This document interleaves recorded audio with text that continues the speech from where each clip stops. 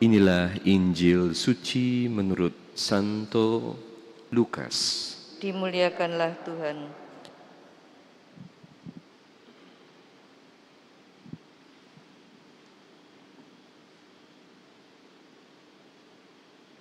Pada suatu ketika berkatalah Yesus kepada murid-muridnya, ada seorang kaya yang mempunyai bendahara. Kepadanya disampaikan tuduhan bahwa bendahara itu menghamburkan miliknya. Maka si kaya itu memanggil bendaharanya dan berkata, "Apakah yang telah kudengar tentang dirimu?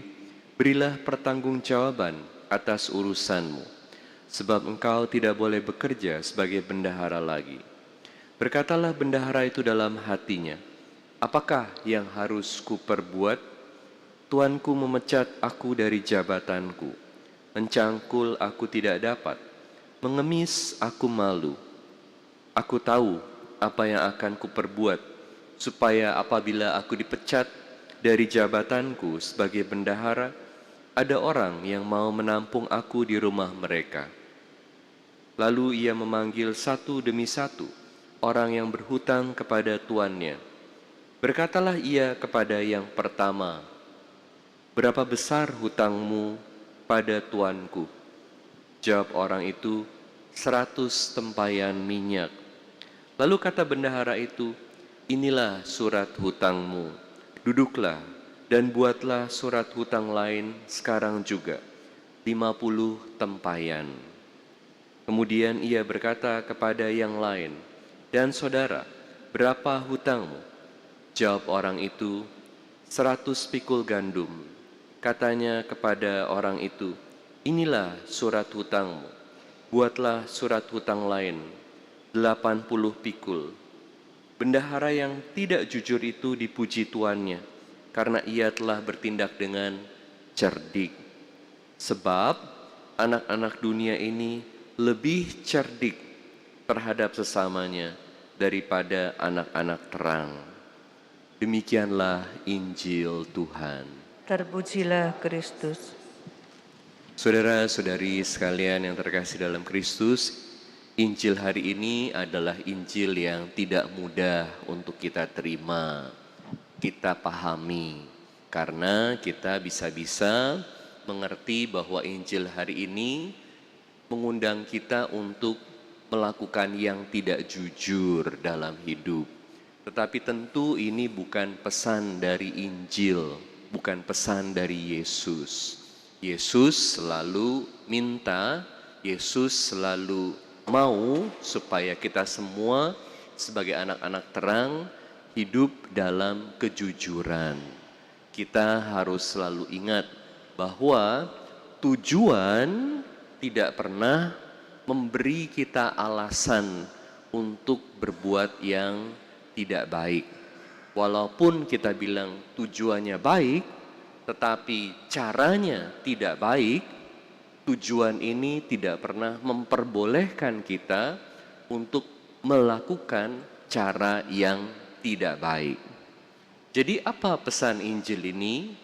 Pesan Injil hari ini adalah supaya kita bisa terus-menerus menggunakan akal budi kita dengan sebaik mungkin.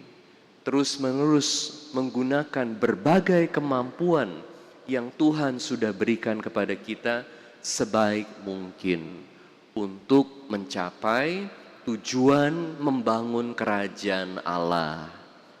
Sayangnya, kita yang hidup dengan nilai-nilai yang benar, nilai-nilai yang baik, kadang-kadang kalah dengan anak dunia yang udah punya tujuan yang sangat jelas, tetapi tidak baik, mempergunakan segala cara, mempergunakan berbagai kemampuannya, mempergunakan akal budinya dengan luar biasa. Mereka yang malah bisa mencapai berbagai tujuan yang mereka mau capai lebih cepat, lebih baik.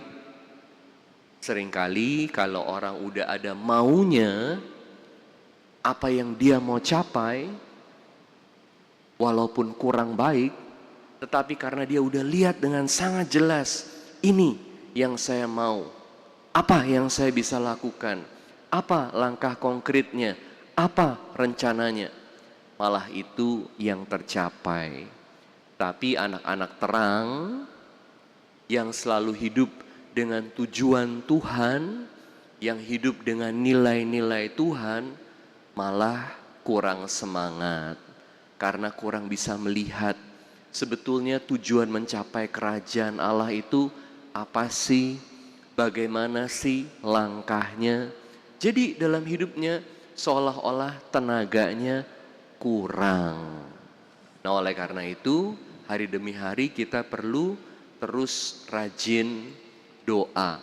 Mohon kepada Tuhan, Tuhan bantu saya supaya saya bisa melihat tujuan yang saya perlu capai. Tujuan mencapai kerajaan Allah. Bagaimana melaksanakannya dalam hidup sehari-hari. Dan berikan kepada saya tenaga, kekuatan, akal budi. Supaya bisa sungguh-sungguh bisa menjadi prajurit Tuhan Yesus yang berjuang tanpa takut, tanpa kenal lelah, dan dengan segenap tenaga kita untuk membangun kerajaan Allah di dunia ini. Amin.